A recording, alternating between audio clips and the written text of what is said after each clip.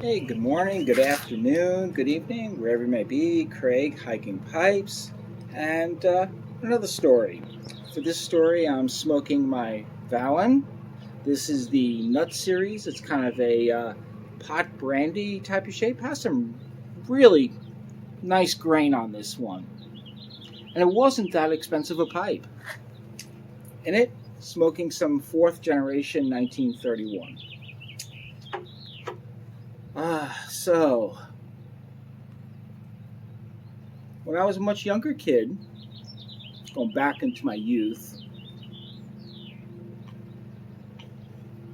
I wasn't a very big kid, and I wasn't a very good fighter. I was the only boy in my family, so I didn't have brothers that we beat each other up with. So I really wasn't a very good fighter. As a result, I did get bullied a bit, and this one kid who was much bigger than I was. His name was Peter Maloney. Um, I ran away from him a lot. One day he actually caught me and beat the crud out of me. My father actually had to intervene and stop the fight.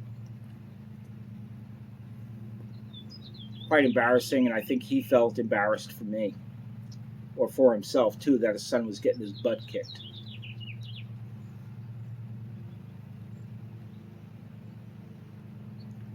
Anyway, this went on for a little period of time, and I ended up sharing this with my closest cousin, who is the same age I was. And every Labor Day, that's around my birthday, we would have a gathering at my house.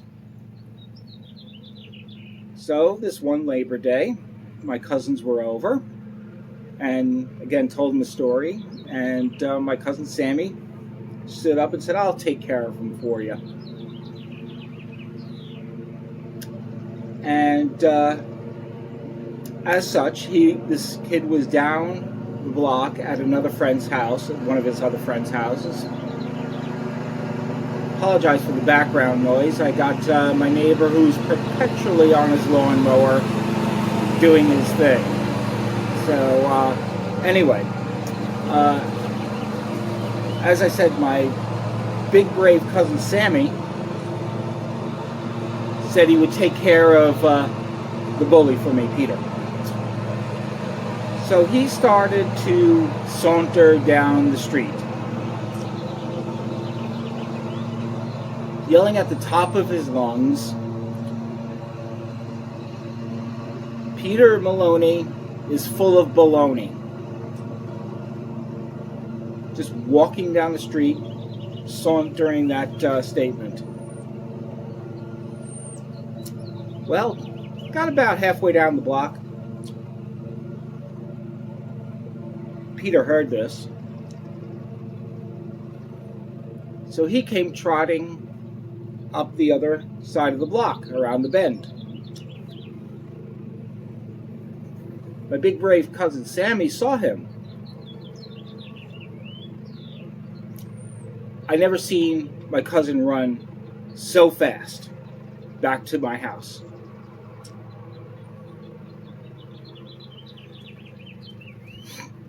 I followed, of course. Got back to the house, kind of poked my cousin, said, "I thought you could take care of him for me." He looked at me. He said, "I didn't think he was that big." I was like, "Yeah, he's a big kid." "Thanks, Sammy. I really appreciate the help." The funny thing is, though, years later, and I hadn't seen Peter in a very long time, but it was many years later, and I think we were through high school and all that kind of stuff. Ran into him. Was the nicest guy you can hope to meet. all that juvenile crap went by. He outgrew that, and he just turned. We shook hands, laughed about some things. Turned out to be, like I say, a really nice guy. His family back on Long Island, where this all took place, owns a string of funeral homes. His father started with one in our local town, and now I think they operate like 6 or 7 of these, and he is actually one of the co-owners. I think it's good that he outgrew that, and we became more friendly. Guess he could have disposed of me rather easily, without much trace. Haven't seen Peter in a million years, and we weren't, of course, obviously the closest of friends.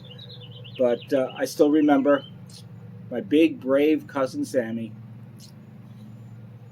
standing up for me, saying he's going to take care of the situation for me.